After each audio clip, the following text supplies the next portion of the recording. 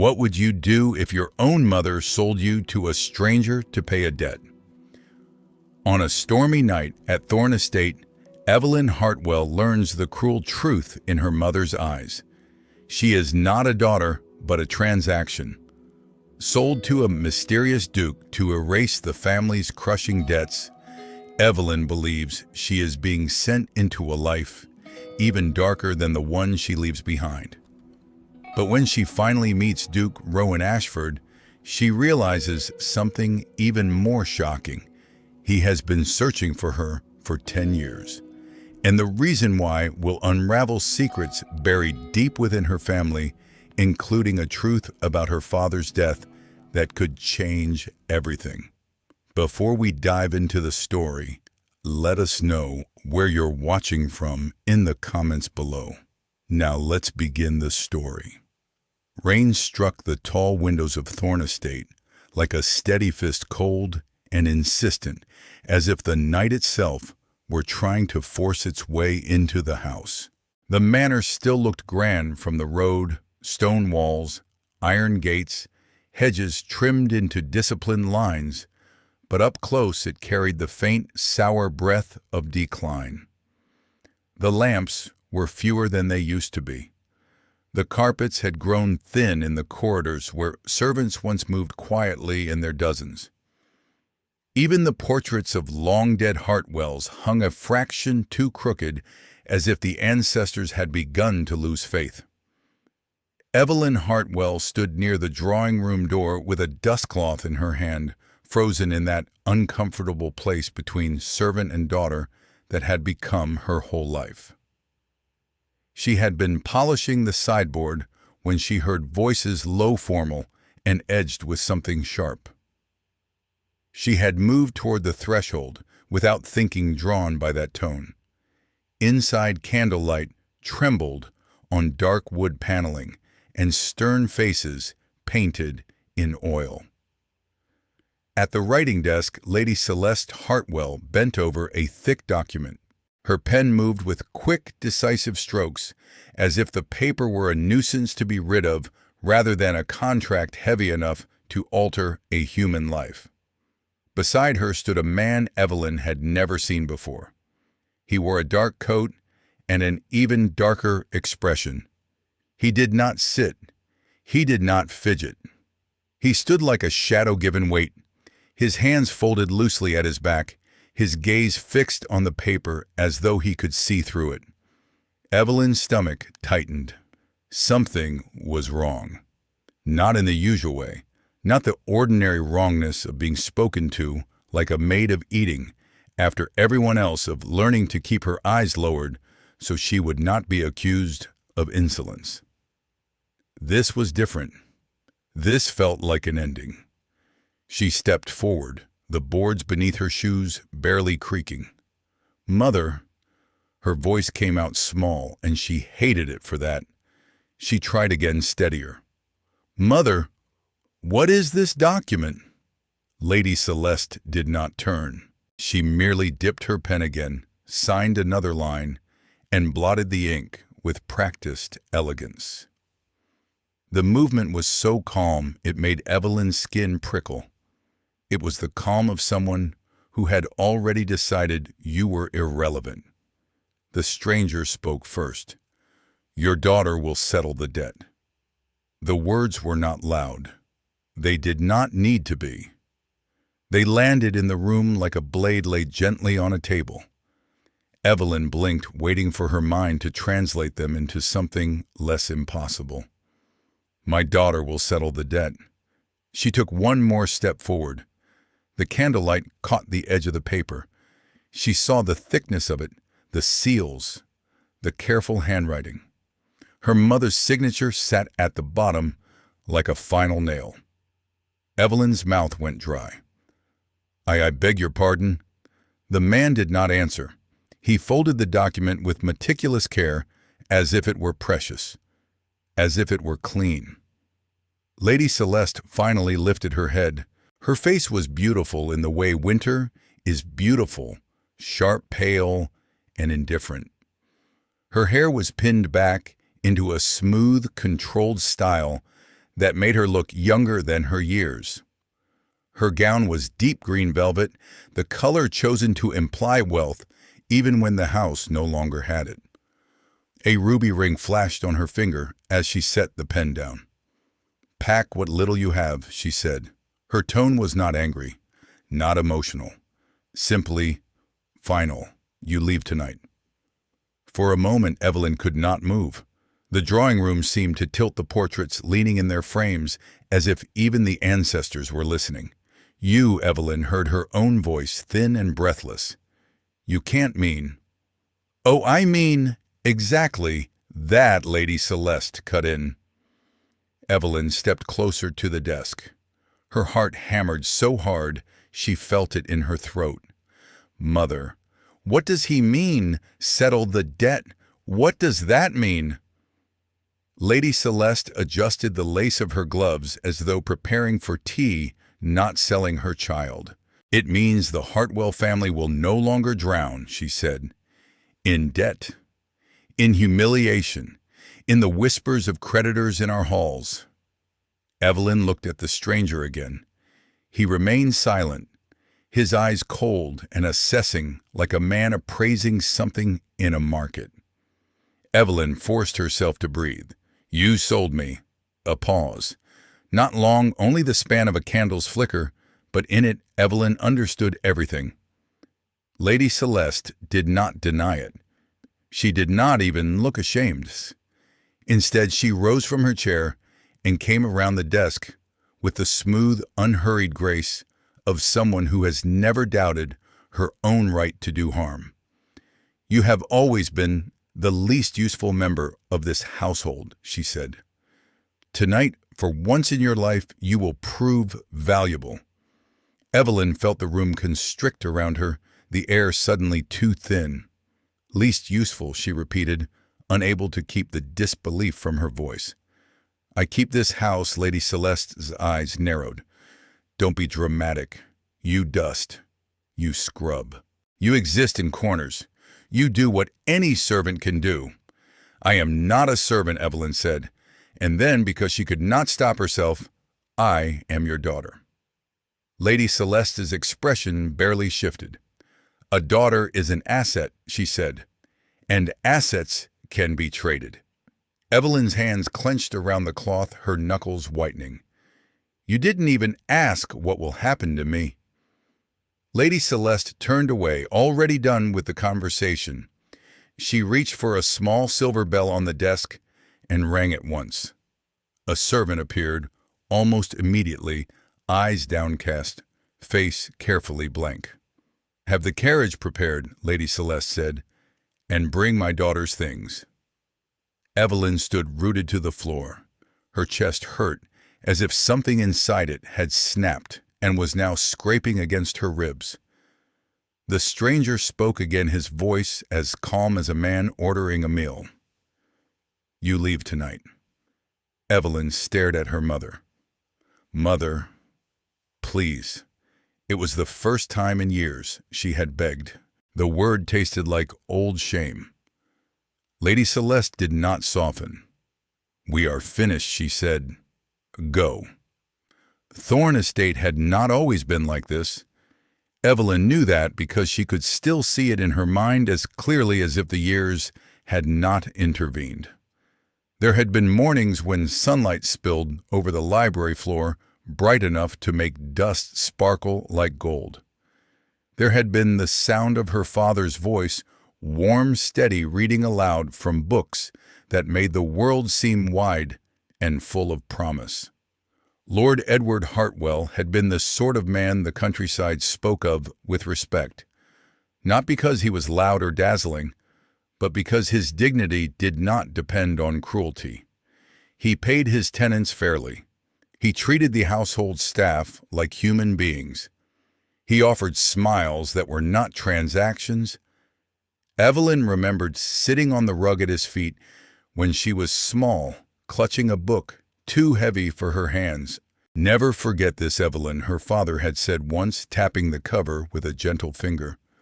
"A person's worth is not decided by wealth." She had looked up at him solemn. Then, What decides it? The kindness they leave behind, he answered. Those words had grown into something like a secret prayer inside her. In the years that followed, she had repeated them silently on nights when she knelt on kitchen tiles, scrubbing until her fingers cracked. On mornings when her mother's voice was sharp enough to cut. On days when she was hungry enough to feel hollow but still forced herself to feed a frightened kitten in the stable because it looked at her with the same hopeless eyes she saw in the mirror. When Evelyn was 12, her father had left on a voyage that was supposed to be short business in a coastal town negotiations that required his presence. He had kissed her forehead before he left, smelling faintly of tobacco and winter air. "I'll be home before you know it," he promised. The ship never returned. They said there was a sudden storm, violent and unnatural, that had swallowed the vessel before it could reach the next harbor. They said the sea had been merciless. They said there was nothing to be done. His body was never found, and with him, something inside Thorn Estate died as well. Lady Celeste had been grief-stricken at first, at least she had looked it. She wore black and received condolences with trembling lips and theatrical tears. She held her children close in public. She spoke of Edward with reverence, but grief did not soften her. It sharpened her into something harder. The first time Evelyn saw her mother gamble was within a year of her father's death. A group of elegantly dressed visitors arrived one evening, laughing too loudly, smelling of perfume and brandy. The drawing room lights burned late, and Evelyn, sent to deliver tea, had seen cards laid out on the table, silver coins gleaming in piles. Lady Celeste's eyes had shone with a strange hunger. After that, the visitors came more often. So did the debts. Lady Celeste did not reduce the parties. She did not sell jewelry until she had no choice. She did not accept that the world had changed. Instead, she clung to appearances like a drowning person clings to driftwood. And Evelyn became the price of that clinging. While her siblings were still taught music and manners, while dresses were still purchased for them in the hope of advantageous matches, Evelyn was slowly pushed out of the family entirely. She was given chores to keep her busy. She was told she had a plain face and no prospects and should be grateful to be of any use at all. She was removed from lessons, removed from gatherings, removed from anything that might remind the household that she was meant to be a lady. One night years ago, when Evelyn was 14 and exhausted from scrubbing wax out of the floorboards, she had dared to ask why. "Why do I have to do all of this?" she had asked her mother in the hallway. "Why do I?" Lady Celeste had paused, her hand on the stair rail, her profile lit by candlelight. "Because someone must earn their keep in this house," she had said, as if that were the most reasonable truth in the world. And then she had walked away. Cedric Mallory came later. He began to appear at Thorn Estate with increasing frequency in the months leading up to the night Evelyn was sold. He was always dressed in black or dark brown, always carrying a small notebook, always smiling in a way that made Evelyn's skin crawl. She heard him in the study one afternoon, his voice calm and precise. "Your debts have exceeded reason, Lady Hartwell." Lady Celeste's response was steel wrapped in silk. "You forget who you are speaking to." Mallory had smiled faintly. "I forget nothing. I simply collect what is owed." He was not a man who threatened loudly. He did not need to. He threatened with paperwork, with dates and figures, and signatures that turned into chains. On another day, his tone grew sharper. "If payment does not arrive soon," he said, "Thorn Estate will belong to someone else. That night, Evelyn lay awake in her closet-like room, off the kitchen, listening to the wind and the distant murmur of voices upstairs. She had no illusions left. She knew the family was in danger. She knew her mother would do anything to preserve the appearance of control. She did not realize how literal anything would become. It happened quickly. Too quickly for Evelyn to understand, until it was already done. One evening, Mallory arrived with a different kind of confidence in his eyes. He stayed less time than usual. He went straight to the study. Evelyn brought tea because she was told to, and while she poured, she heard the words that would come back to haunt her. "There is someone willing to settle your debts," Mallory said. Lady Celeste's head snapped up. "Who?" "A duke," Mallory replied. Lady Celeste had stilled. The mention of a title was like the strike of flint in her mind. "What does he want?" she asked. Mallory's answer was slow and deliberate. "Your eldest daughter." Evelyn had nearly dropped the teapot.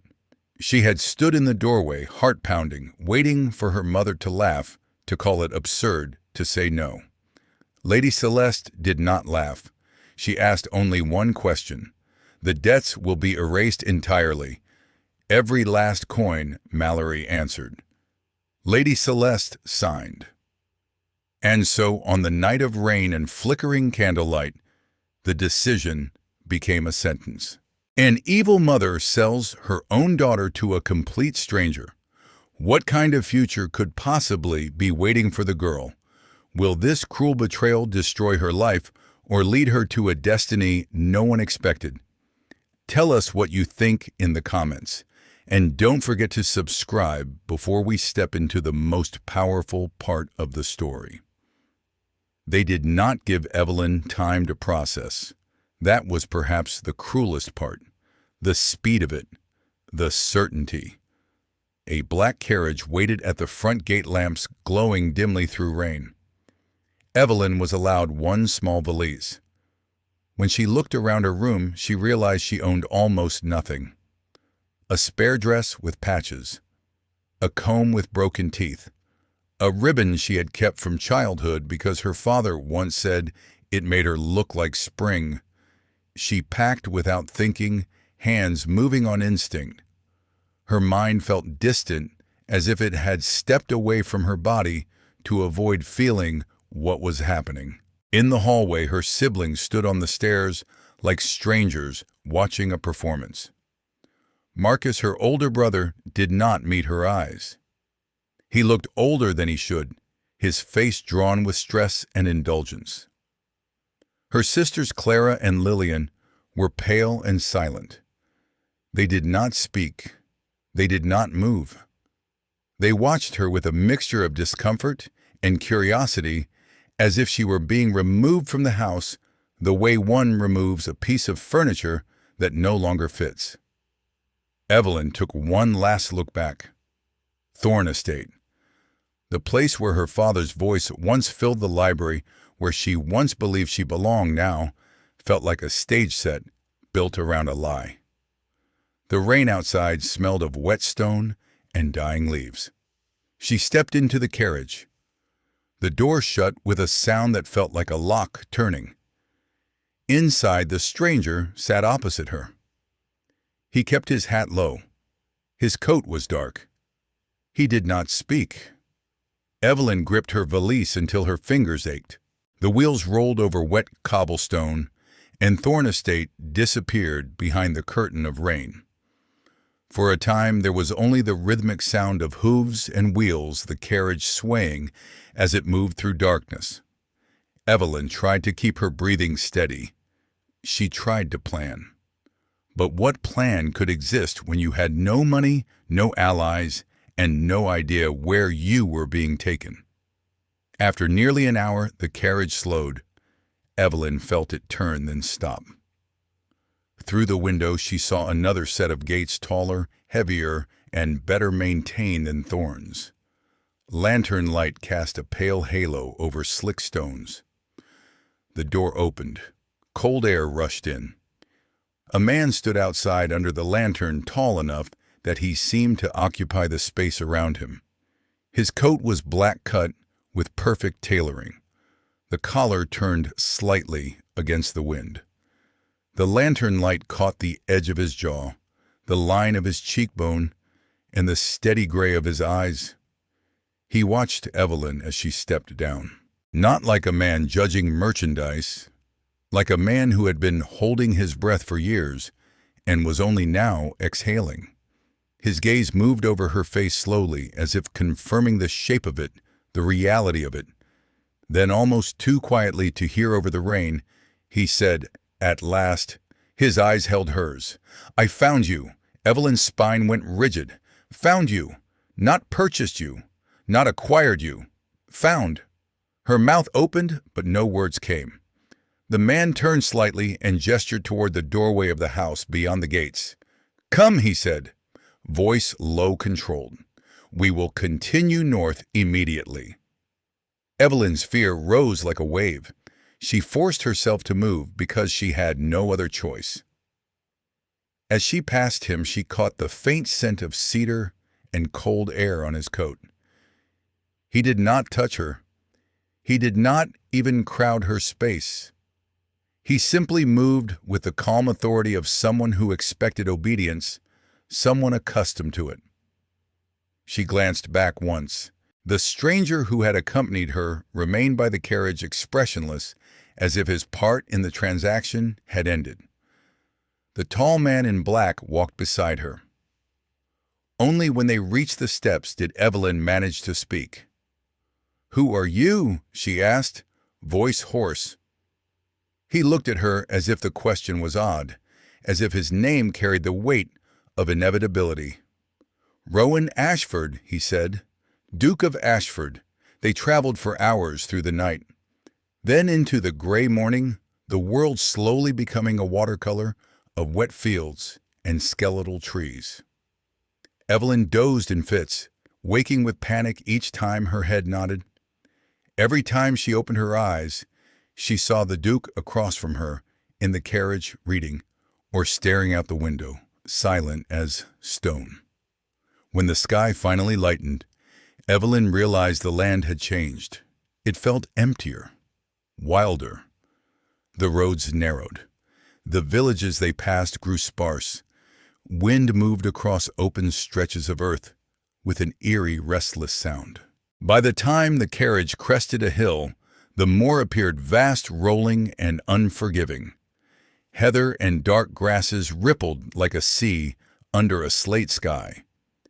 And there, rising from the landscape like something ancient and immovable, stood Ashford Castle. Its stone walls were gray and severe.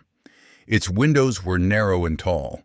Towers jutted upward like watchful sentinels. It did not look like a home designed for comfort. It looked like a fortress designed to endure. Evelyn's throat tightened. The carriage stopped at the main entrance. The doors of the castle opened as if the building itself had been waiting. Rowan stepped down first. He offered no hand at first, as if unsure whether she would take it. Then, seeing her hesitation, he extended his arm, not a grip, not a command, an option. Evelyn stared at it, startled by the courtesy. Slowly she placed her gloved hand on his sleeve. The fabric was warm from his body. It steadied her more than she expected. Together they stepped into the castle. The great hall was vast, the stone floor cold beneath her shoes. A fire burned in a distant hearth, but the room still carried a chill. The air smelled of old wood smoke and something sharp like pine. A line of staff waited quiet, composed, their expressions carefully neutral. Not curious, not mocking, not judging, just present. Rowan's gaze flicked to them. "Miss Hartwell will stay here," he said, simply. His voice was not harsh. It was not loud. It was final. Evelyn heard it and felt a strange, disorienting thing, certainty. Not her certainty. His. as if this had been decided long before her mother's signature touched ink. Rowan turned toward her. His eyes held a familiar intensity, like something just beneath restraint. "You will be shown to your rooms," he said. Evelyn's pulse fluttered. "My rooms?" He nodded once. "Yes." She swallowed. "Your Grace, if you expect work from me, I will do it." The words came out before she could stop them. It was a survival instinct. Bargain for safety. Offer usefulness. Rowan's brow lifted slightly. Work. The question held a faint surprise. "You misunderstand your position here, Miss Hartwell," he said. And then, frustratingly, he did not explain. Evelyn's stomach sank. Not knowing was its own kind of fear. A woman stepped forward, then, older, severe, her gray hair pinned into a neat knot. She wore black with the crisp authority of someone who ruled a household without needing to raise her voice. "Mrs. Whitcomb," Rowan said, "please show Miss Hartwell to her room." Mrs. Whitcomb inclined her head. "Of course, Your Grace." Evelyn followed her up a broad stone staircase. The sound of her footsteps echoed. She felt suddenly aware of her patched dress, her thin gloves, her small valise, as unimpressive as her entire existence had been made to feel. When Mrs. Whitcomb opened a door at the end of a corridor, Evelyn stopped in the threshold. The room was enormous. A four-poster bed draped in deep fabric, a fireplace already lit, a heavy writing desk by the window, a wardrobe large enough to hold more clothing than Evelyn had owned in her entire life. Evelyn turned slowly, her mind unable to fit this into anything familiar. "I believe there must be some mistake," she said, voice barely above a whisper. Mrs. Whitcomb's face remained composed. "No mistake, Miss Hartwell. His Grace ordered this room prepared for you." Evelyn looked at the bed again, then at the fire, then at the curtains. Real curtains, clean, soft, but she began helplessly. "I have done nothing to deserve this." Mrs. Whitcomb regarded her with a gaze that was not unkind, but not sentimental either. "In this house," she said, "His Grace decides what is deserved." As if to underline her words, two servants entered carrying boxes. They placed them carefully on the bed. Evelyn hesitated, then lifted a lid. Inside were dresses new, clean, made of proper cloth. Not extravagant, but good. Wool, cotton, and one simple silk. There were undergarment stockings, a cloak lined with warm fabric. Evelyn's hands trembled. She had expected chains. She had found comfort. The wrongness of it unsettled her more than cruelty would have. Cruelty, at least, was familiar. The first days at Ashford Castle passed like a dream Evelyn did not trust. Meals were brought to her room. Not scraps, not cold leftovers, real food broth bread that was still warm, eggs, fruit she had not tasted in years. A maid asked gently if she needed more blankets. No one told her to scrub floors. No one shouted. No one struck. And no one mentioned the contract. It was as if the transaction that had delivered her here had been swallowed by the stone walls, as if the castle had decided to erase it. Evelyn tried to find the catch. One morning, unable to bear the uncertainty, she sought out Mrs. Whitcomb. She found the housekeeper in a smaller sitting room, reviewing a list with a pencil in her hand. "Mrs. Whitcomb, Evelyn," said, hovering in the doorway. "Surely there must be something I should be doing." Mrs. Whitcomb looked up through thin spectacles. "You may read in the library," she said, "walk in the gardens, or rest." Evelyn stared at her. "That sounds less like employment and more like hospitality." Mrs. Whitcomb closed the ledger. "His Grace rarely explains his decisions," she said, "but he never makes them lightly." Evelyn's frustration rose. Why won't anyone tell me what is expected of me? Mrs. Whitcomb held her gaze steadily. Because, Miss Hartwell, His Grace does not see you as a task. The words landed softly but firmly. Evelyn did not know what to do with that. Rowan Ashford remained elusive. Evelyn saw him only in glimpses at the far end of a corridor, stepping out of a study, moving across the great hall with the contained energy of a man always carrying the weight of responsibility. When he passed her, he offered a brief nod. Nothing more. Yet Evelyn felt his attention. It was not constant, not obvious, but it was there, a quiet pressure. She would look up from a book and find him watching her from across a room, his expression unreadable, his eyes sharp with something that made her pulse stutter. Once in the dining room, she dropped her spoon, her hands still clumsy, still uncertain in a world of fine things. The sound seemed too loud. Evelyn froze, bracing for the familiar sting of humiliation. But the servant simply picked it up and replaced it with another. Rowan, seated at the head of the table, glanced at her for a brief moment. He did not smirk. He did not scold. He simply continued eating. That small absence of cruelty was almost unbearable. A week after her arrival, Evelyn wandered into the library for the first time.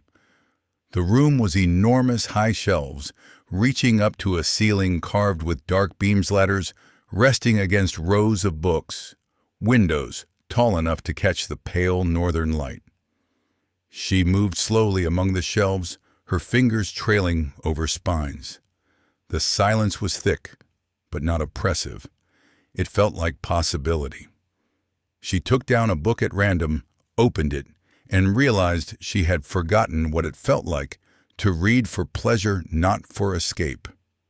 She sat in a window seat, pulling her cloak closer around her shoulders, and began to lose herself in the words. At some point, she felt the shift in the room, the subtle sense that someone had entered. She looked up. Rowan stood near the doorway, watching her. "You seem unsettled here," he said. Evelyn's heart tightened. She closed the book carefully. "It is difficult not to be unsettled," she answered honestly, "when one does not know why one is here." Rowan held her gaze. "You will know soon enough," he said. And then he left, the door closing behind him with quiet finality. Evelyn sat there, the book forgotten in her hands, her mind turning his words over and over like a coin. Soon enough. She found the painting 2 days later. She had been walking along the north wall of the library, drawn by an odd gap between shelves, where a portion of stone was visible. Something about the space felt intentional, as if the books had been arranged to frame something. Then she saw it. A painting older than the rest of the room, its colors slightly faded, hung between the shelves as if it had been placed there deliberately. It depicted a house engulfed in flames, bright orange and savage against a dark sky. Smoke poured out of shattered windows. People stood outside in panic, small and helpless. In the center of the scene, a child, no, a girl, pulled another child from the doorway. The girl's hair was dark. Her dress was simple, the fabric worn. She looked fierce and desperate in a way that made Evelyn's breath catch. The boy she dragged out was pale limp, his fine clothes catching firelight. Evelyn stared until her vision blurred. A memory flickered at the edge of her mind, a smell of smoke. The sting in her eyes, the roar of flame. A boy's hand in hers. Her mouth went dry. She heard footsteps behind her. Rowan had entered the library without sound.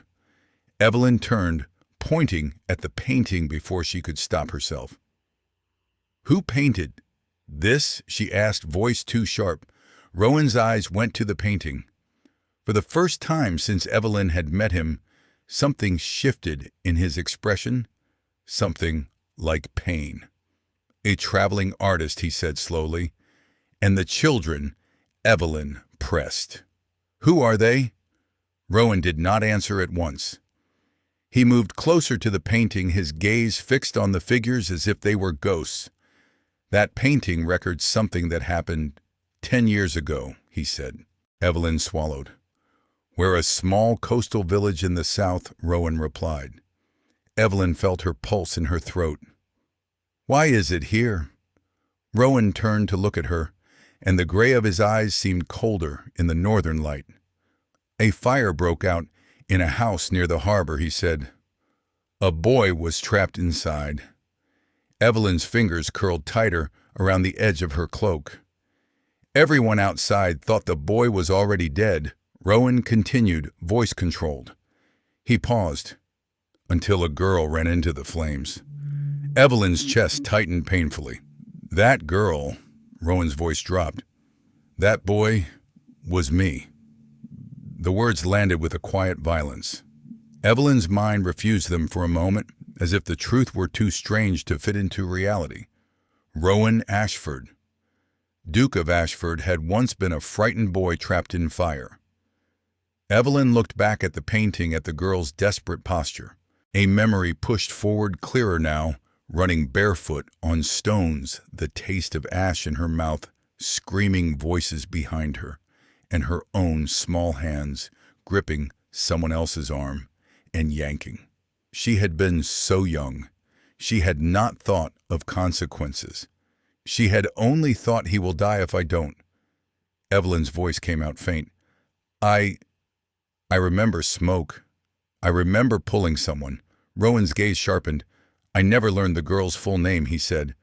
Only that she was called Evelyn. Evelyn stared at him, stunned. That girl, she whispered. Rowan nodded once. Yes. He spoke each word as if it were something sacred. It was you. Evelyn felt as if the floor had shifted beneath her. She had spent so long believing she was invisible that the idea of being remembered, of being searched for, felt impossible. Rowan walked to the window, looking out over the moor. The wind outside pressed against the glass like a restless thing. For years, he said quietly, I tried to find the girl who saved my life. Evelyn's voice trembled. Why? Rowan turned slightly, his profile carved by the pale light. Because I owe her everything. He looked back at her. I lived because of that moment. Evelyn's breath caught. You searched for me for 10 years. Rowan's jaw tightened. I had only one clue, he said. Your name.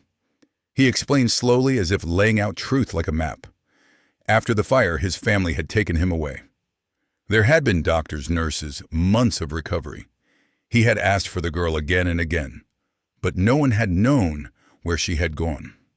Her family, Evelyn's family, had vanished from the village. Rowan had grown older, with the memory of flames, and a small hand dragging him out of death. When he inherited his title, when he gained access to resources and influence, he began looking in earnest. But England was full of Evelyns. He followed false leads. He paid for searches that ended in nothing. He found girls who claimed to be her, and were not. Years passed. The search became a quiet obsession he did not speak of to anyone. And then Evelyn said slowly, her mind connecting the pieces, you heard of the Hartwell debts. Rowan's gaze hardened. I investigated. Evelyn's hands trembled. So you arranged. Rowan did not let her finish. I realized I had finally found you, he said. Evelyn's throat tightened with something she could not name. She had believed her life was a series of meaningless humiliations. She had believed no one would ever look for her, not even if she disappeared. And yet this man, this Duke, had held her name for a decade, like a vow. Rowan stepped closer, stopping at a respectful distance. You saved my life once, he said. His voice was steady, but his eyes held something raw. Everything I have now, I owe to that moment. Evelyn stared at him, the world suddenly sharp and strange. The castle walls, the books, the firelight, her own new dress. None of it felt real compared to the simple fact that somewhere in the past a frightened boy had lived because she refused to let him burn. She swallowed hard. "Then why did you buy me?" The word tasted bitter. Rowan's expression tightened. "Because it was the only way to take you out of that house without giving your mother leverage to drag you back," he said. "Your mother does not understand kindness. She understands contracts." Evelyn's eyes stung. "You could have simply offered her money to treat me better." Rowan's gaze went colder. Would that have worked? Evelyn's silence was answer enough. Rowan's voice softened slightly. "You are not here to be owned," he said. "You are here because I would not allow the person who saved my life to be destroyed in darkness." Evelyn looked back at the painting one more time. The girl in it looked fierce, desperate, alive. She realized with a sudden ache that she had not felt like that girl in years. The memory of being that brave had been buried under scrubbing and hunger and fear. But it was still there. And now Rowan Ashford, Duke of Ashford, had placed it in front of her like a mirror. Evelyn's voice came out quiet.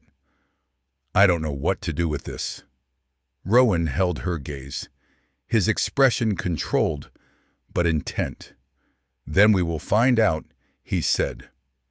Outside, the wind sighed over the moor, and the fire in the hearth crackled softly, as if the castle itself were listening.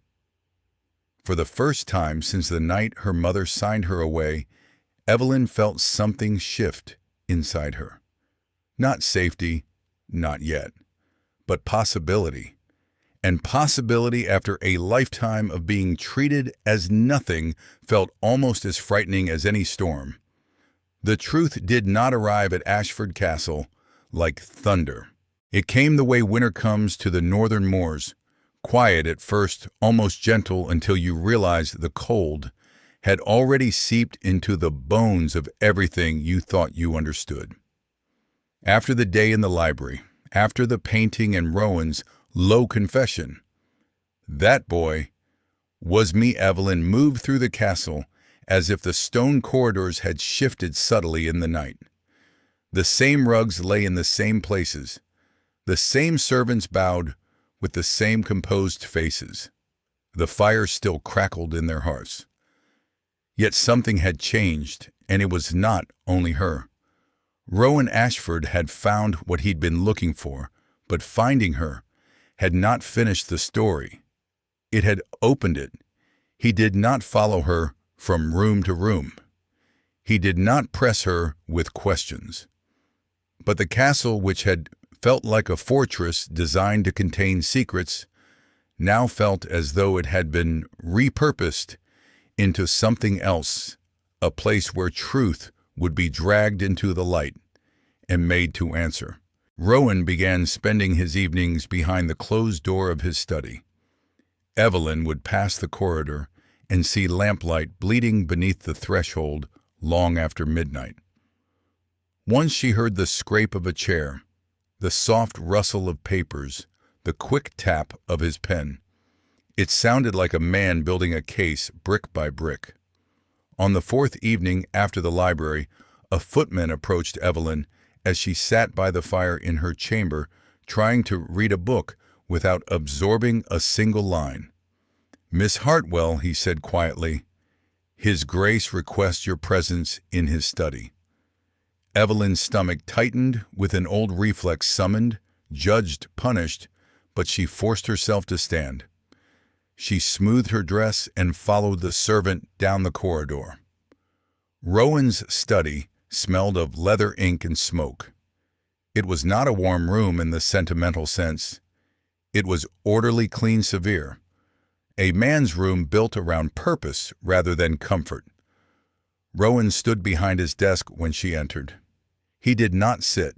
He waited until the door closed and the servant left before gesturing to the chair opposite him. Evelyn sat carefully, hands folded in her lap, trying to look calmer than she felt. The desk was covered in documents, not a few letters scattered carelessly, but stacks, bundles tied with string ledgers, open to marked pages, envelopes bearing London seals. The lamplight caught the sharp edge of wax stamps, the pressed crests, the lines of ink that looked like they had been made by men who understood power. Rowan pointed to the nearest stack. "These came from the legal archives in London," he said, voice level. There was no triumph in it, only gravity. Evelyn leaned forward. Numbers and signatures stared back at her like unfamiliar faces wearing familiar masks. "Those are my father's accounts," she whispered. Rowan nodded once. "And they tell a story that does not match the one you were given." Evelyn swallowed. The word storm and accident had lived in her head for 10 years. Like a sealed box she had been told not to open. She had accepted it because she needed something to accept. Without a story, grief becomes a bottomless thing. Rowan opened an old ledger and rotated it toward her. The pages were yellowed, the ink faint but legible. "Look at the dates," he said. Evelyn bent closer. At first it was only columns of figures. Then she saw the entries marked in careful, precise strokes. Loans. Large ones. Not the small, manageable kind her father might have taken for a business investment, but the kind that suggested desperation. 1, 2, 3, more. All within months of each other. All within months of the voyage that never returned. Her throat went dry. "That cannot be right," she said, voice thin. "My father never borrowed recklessly." Rowan's finger tapped a line further down. Yet according to these records, Lord Hartwell was drowning in debt before his ship ever left port. Evelyn shook her head so sharply her hairpin tugged at her scalp. "No, he would have told me. He told me everything." The words sounded childish, even as she said them. Fathers did not tell daughters everything, not in that world. Not about money and fear and failures. Still, Edward Hartwell had been honest in a way most men were not. Evelyn had believed in him. She had clung to the belief that whatever else life had taken it had not taken his integrity. Rowan watched her for a long moment, the gray in his eyes unreadable. "Then someone else signed those loans," he said. Evelyn stared at him. "Sign them. In my father's name." Rowan reached into a folder and pulled out 2 papers. He placed them side by side. "One is your father's letter," he said. "The other is a loan contract." Evelyn recognized the letter first. She had seen his handwriting before, strong lines slightly slanted, the kind of script that belonged to a man who had learned discipline young. Rowan tapped the contract. "Compare them." Evelyn's eyes moved from one signature to the other. At a glance, they looked the same. And for a heartbeat, her mind tried to seize the comfort of that similarity. "See, it's his. This is fine. You're imagining." Then she noticed the curve of the H, the way the ink lifted at the end. She swallowed hard. "The curve on the H," she said slowly. Rowan nodded. "Your father always wrote it slightly upward." He placed his hand flat over the contract as if pressing the lie down so it could not escape. This one was forced to match his style. Evelyn felt a chill run from her scalp to her spine. Someone forged his name. "Yes," Rowan said simply. The word hung in the room like a bell tone. Evelyn sat very still, hearing the crackle of the lamp wick, the distant wind, the heavy silence that follows an unthinkable truth. If someone forged her father's name, then someone had wanted him buried under a debt he did not choose. And if he did not choose it, then what else had he not chosen? Evelyn's voice came out raw. "Who would do that?" Rowan's gaze did not flicker away. "I do not yet know," he said, "but I have been careful about one thing." Evelyn frowned. What Rowan's jaw tightened slightly, the smallest sign of emotion. "I have been careful not to accuse without proof." Evelyn almost laughed, not out of amusement, but out of the bitter absurdity of it. Her mother had never needed proof to punish her. Her mother had invented reasons with the ease of breathing. Rowan stood moving around the desk. He poured a glass of water, then paused, as if uncertain whether offering it would startle her. Finally, he placed it near her hand without touching her. Evelyn stared at the water as if it belonged to someone else. Then she heard the door. A firm knock, not hesitant. Rowan glanced toward it. "Come in," he called. The door opened and a man stepped into the study. Evelyn's first impression was of weather. His face was marked by wind and salt, his skin roughened by years of sun. He carried himself like someone used to balancing on a moving deck. He removed his hat and held it in both hands, respectful but not servile. Rowan introduced him without ceremony. "Miss Hartwell, this is Captain Jonathan Vale." Evelyn's chest tightened. "My father's ship." Captain Vale inclined his head. "I served under your father for 7 years." The words should have comforted her, someone from her father's world, someone who had known him as a man, rather than as a memory, but instead they made her throat close. "You were there," she managed the night the ship went down. Vale did not answer immediately. His gaze flicked to Rowan, and Evelyn understood. Then this meeting was not spontaneous. Rowan had summoned him. "Yes," Vale said at last. The simple confirmation felt like the slam of a coffin lid. Evelyn forced herself to breathe. "Why are you here?" Vale's eyes were tired. "Because His Grace asked questions no one asked 10 years ago," he said. "Because he offered me protection I did not have back then. And because," he looked at Evelyn, his expression shifting into something gentler, "because your father was a good man." Rowan gestured to the chair across from Evelyn. Vale sat carefully, as if the furniture could collapse beneath the weight of what he carried. Rowan folded his arms. "Tell her," he said. Vale exhaled slowly. Then he spoke, and the study seemed to grow colder with each word. "Your father was not meant to die that night." Evelyn's fingers dug into her skirt. The storm. The storm only finished what had already begun. Vale interrupted. Rowan leaned forward slightly. "Explain." Vale looked down at his hat as if the words were too heavy to hold in his mouth. "The night before we left port," he began, "I inspected the ship myself. It was routine. Your father always insisted on it." Evelyn remembered that about him. Edward Hartwell was not careless. He did not leave the safety of others to chance. Vale continued. The hull had been tampered with. Evelyn stared. Tampered with. Vale nodded. Someone weakened the support beams along the lower deck. Her pulse hammered in her ears. Images flooded her mind, wood-cracking water, rushing men shouting. Her father's voice lost in the storm. Rowan's voice remained calm, but there was a hard edge beneath it. "And you are certain this was deliberate?" Vale's gaze sharpened. "A ship does not destroy itself before leaving harbor," he said flatly. Evelyn's breath came shallow. "So my father's death," Rowan finished the thought with quiet certainty, "was not an accident."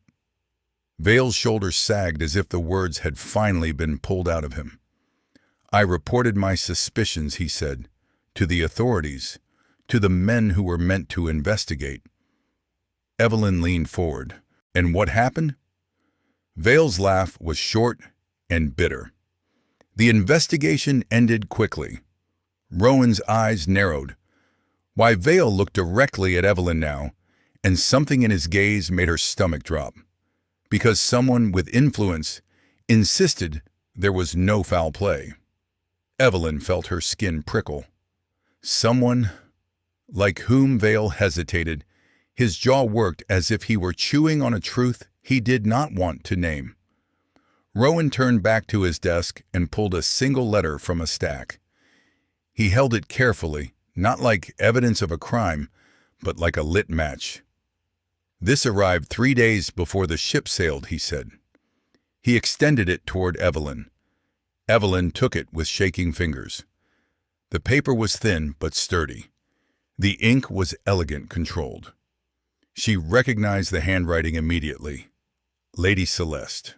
Her mother's script, the same hand that wrote invitations to parties and notes to creditors, and she realized with a fresh wave of nausea the same hand that had signed the document selling Evelyn.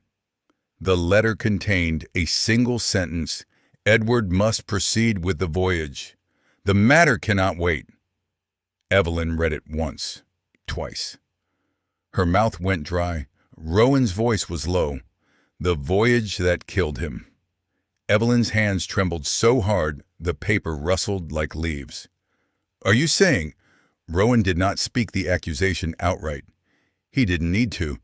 He said only, "I am saying your mother may have known far more than she admitted." Evelyn's chest tightened until breathing hurt. She stood abruptly, chair scraping against the floor. She moved to the window as if she needed distance from the room before she suffocated in it. Outside, the moor stretched dark and endless under the evening sky. The wind pressed against the glass. "My mother sold me without hesitation," she said, her voice barely audible. It felt strange to say it aloud in this room, as if naming it gave it a sharper edge. Rowan did not deny it. Evelyn turned back, eyes burning. "And now you believe she might have helped kill my father." Rowan's face was controlled, but she saw something fierce behind the calm. "I believe the truth has been hidden for 10 years, he said. Vale looked down, his hands clenched around his hat. "There were rumors," he murmured. "At the docks, men whispering about money changing hands. But I had no proof, and I had a family. The wrong accusation could have destroyed me." Evelyn wanted to hate him for that caution, but she understood it too well. A lifetime under her mother's roof had taught her what happens to people who challenge power without protection. Silence thickened the room. Finally, Evelyn returned to the desk. The documents lay there like bones pulled from a grave. "What happens next?" she asked, voice steadier than she felt. Rowan answered simply, "That depends on what you wish to do." Evelyn stared at the forged signatures, the loans, the letter. For 10 years, she had accepted the story of a storm and an accident because it was easier than opening the wound of uncertainty. Now she knew that beneath the storm might have been a human hand, a choice, a betrayal. Her voice came out quiet but firm. "I need to go back." Rowan looked at her for several seconds, weighing her words. "You understand what you may find there?" Evelyn nodded. "I understand that I may finally learn the truth." Rowan's posture shifted, subtle but decisive. He stood. "Then you will not go alone." Evelyn blinked. Your Grace. Rowan moved toward the door as if the decision had already been made the moment she spoke. "I will accompany you to Thorn Estate," he said. Evelyn's breath caught. "You have already done more than enough for me." Rowan paused, hand on the door. He looked back at her, and for a brief moment, the restraint in his expression cracked, revealing something raw and determined. "I am not finished yet," he said. He opened the door, then stopped again, as if the last line needed to be placed carefully, like a blade on a table. "If someone destroyed your father's life, Miss Hartwell. Rowan's eyes held hers without flinching. Then it is time, they answered for it. The journey south felt longer than Evelyn remembered.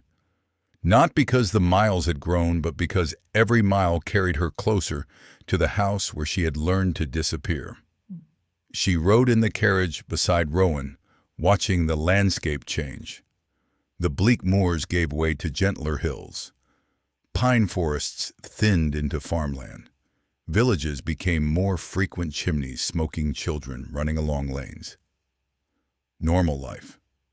Evelyn wondered if she had ever been part of it, or if she had only watched it through windows.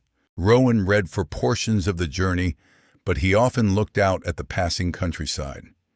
He did not speak unnecessarily. He seemed to understand that Evelyn's mind was already full of noise. When Thorn Estate finally appeared, Evelyn's stomach clenched. The gates were rusted now iron, eaten by neglect. Weeds crawled along the stone pillars.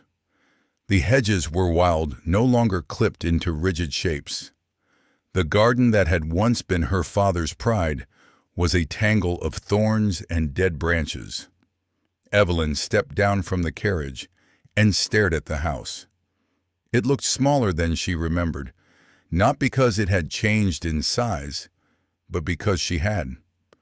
Rowan came to stand beside her. "You do not have to go in if you are not ready," he said quietly. Evelyn looked up at the dark windows. "I have been ready for 10 years, she answered. Rowan gave a small nod, as if acknowledging not just her courage, but the cost of it. "Then let us finish this." They crossed the threshold. Inside, Thorn Estate smelled of cold stone and dust. The air carried the faint sourness of damp. The familiar echo of the entrance hall felt different, now emptier, as if the house itself had been hollowed out. The expensive carpets were gone. The portraits had been taken down. The grand chandelier in the center of the hall hung empty, only a metal frame remaining, like the ribs of something dead. Evelyn's heart beat hard, but she kept her shoulders straight. A servant, older, grayer, someone Evelyn remembered from childhood, stepped out of a side corridor and froze. "Miss Evelyn?" the woman whispered, eyes wide. Before the woman could say anything else, a voice cut down from the staircase like a blade. "So you finally returned." Evelyn's spine stiffened. Lady Celeste Hartwell stood on the stairs. Her gown was older now, the fabric worn. The jewels she wore were fewer. But her posture, her arrogance, had not changed. Even in ruin, she arranged herself like a woman who believed the world owed her deference.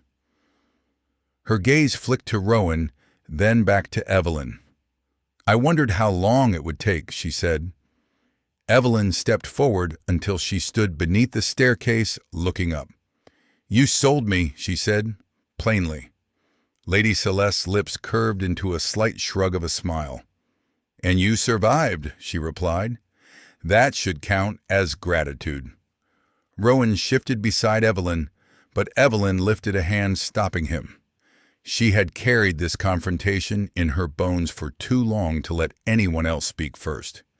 "You did not even ask what would happen to me," Evelyn said. Lady Celeste gave a soft, humorless laugh. "I asked the only question that mattered." Evelyn held her gaze. "The debt." Lady Celeste nodded. The debt. The simplicity of her cruelty would have been shocking if it had not been so familiar. Rowan stepped forward, then calm as a judge. He placed a leather portfolio on the bare hall table. "These documents concern the death of Lord Edward Hartwell," he said. Lady Celeste's eyes narrowed. "My husband's death was investigated years ago." Rowan opened the portfolio with deliberate precision. "These are the loan contracts signed in his name shortly before the voyage." Evelyn saw the forged signatures again, the lies preserved in ink. Rowan continued, voice steady. "And this is testimony. from Captain Jonathan Vale regarding sabotage on the ship. For the first time, Lady Celeste did not speak immediately. Her expression did not crumble into fear, but something tightened around her mouth, a slight shift, like a mask adjusting. From the hallway behind them, footsteps sounded. A man stepped forward out of the shadows, Marcus. Evelyn turned startled by the sight of her brother. He looked thinner, older. His eyes were rimmed with exhaustion, his clothes less fine than she remembered. He looked like a man who had finally collided with consequences and found them heavier than he expected. "Marcus," Evelyn said. Marcus's gaze met hers, and for a moment he looked like he might flinch. Then he exhaled. "I heard everything he said." Rowan's eyes narrowed slightly. "You knew something about these debts." Marcus shook his head. "Not everything, but enough." He looked toward Lady Celeste, and there was something hard in his expression that Evelyn had never seen before. The night before Father left, Marcus said, voice rough, "I heard Mother arguing with a man about money." Lady Celeste cut in sharply. "You were a child. You misunderstood." Marcus shook his head again, more firmly this time. "No, I understood that Father did not know about the loans." The hall went very still. Lady Celeste descended the last few steps, moving slowly now, like a queen approaching a battlefield she believed she still controlled. "You are trying to accuse me of murder," she said, voice cold. Rowan's reply was calm.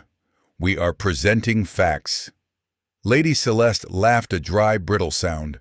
"Facts." She turned her gaze on Evelyn as if Evelyn were the one betraying her. "Everything I did was to keep this family alive," she said, each word clipped and righteous. Evelyn's voice was quiet. Even if it meant destroying Father, Lady Celeste did not answer. Not a denial, not a confession, only silence, sharp and deliberate. Rowan closed the portfolio. "There is one more matter," he said. Lady Celeste's eyes narrowed. "What now?" Rowan's gaze swept the empty hall, the stripped walls, the missing chandeliers, everything that screamed decline. "The debts of the Hartwell estate no longer belong to Mr. Mallory," he said. Lady Celeste's brow furrowed. "Then who owns them?" Rowan's answer was simple. "I do." For a moment, Lady Celeste looked as if she had not heard him correctly. Then her face hardened. "You cannot simply take this house." Rowan's voice turned colder. "Legally, I already have." He placed another document on the hall table. "The estate is now under Ashford management." Lady Celeste stared at the paper as if it were an insult written in blood. "You," her voice faltered for the first time. "You think you can walk in," and Rowan interrupted, still controlled. "The final decision belongs to her." He turned to Evelyn. Evelyn felt every eye in the hall settle on her. The servant by the corridor. Marcus. Her mother. Somewhere deeper in the house she could hear faint movement, her sisters, perhaps listening from behind doors. Evelyn looked at Rowan's document. Then she looked at the staircase where she had stood as a girl being ordered to stay out of sight. She was not that girl now. Evelyn turned her head slightly, calling, without raising her voice. "Clara, Lillian." A pause. Then two figures appeared cautiously at the edge of the hallway, her sisters thinner and paler than before, their dresses plain. Fear sat on their faces like a second skin. Evelyn looked at them for a long moment, remembering all the times they had watched her endure, and said nothing. She did not forgive them entirely. Not yet. But she saw something in their eyes now she had never seen before awareness. Evelyn spoke slowly, deliberately, as if laying stones into a foundation. "Clara and Lillian will be given education and positions in respectable households," she said. Both sisters stared at her, stunned. Evelyn continued, turning to Marcus. Marcus will leave Thorn Estate and earn his own living. Marcus's jaw tightened. Then he nodded once. "That is fair," he said hoarsely. Lady Celeste's face twisted. "You think you can dictate Evelyn's voice, cut through her mother's protest, without becoming loud? You will no longer control this house," Evelyn said. Lady Celeste's lips curved in a small, vicious smile. "You think you have won?" Evelyn held her gaze steadily. "No," she said. "I simply stopped losing." The words did not come from rage.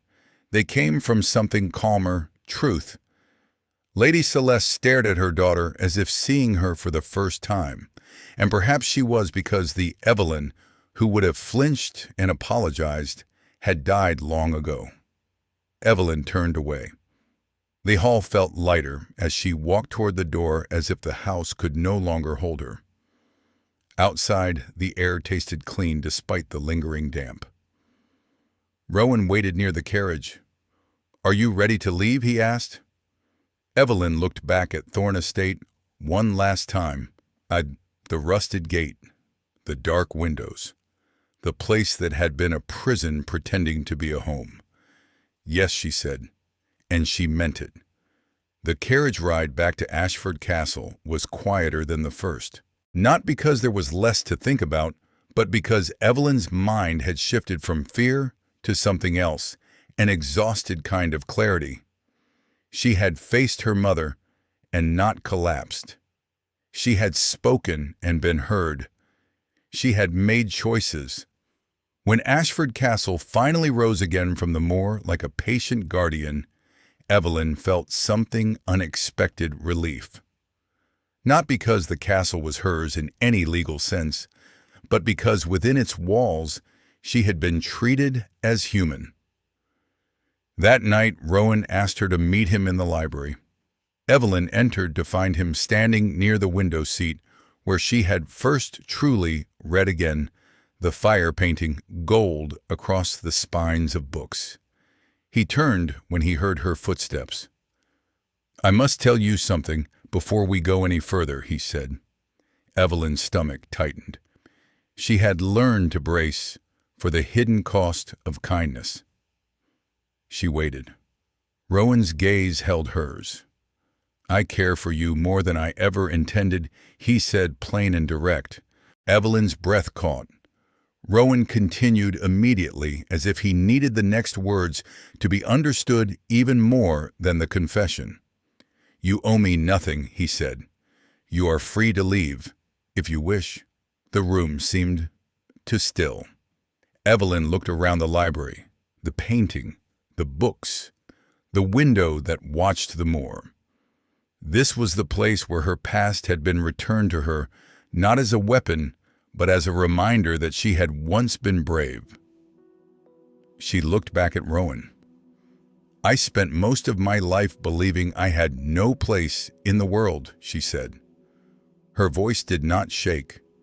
She stepped closer, close enough to see the faint tiredness at the edges of his eyes, the control that masked a depth of feeling he rarely allowed to surface.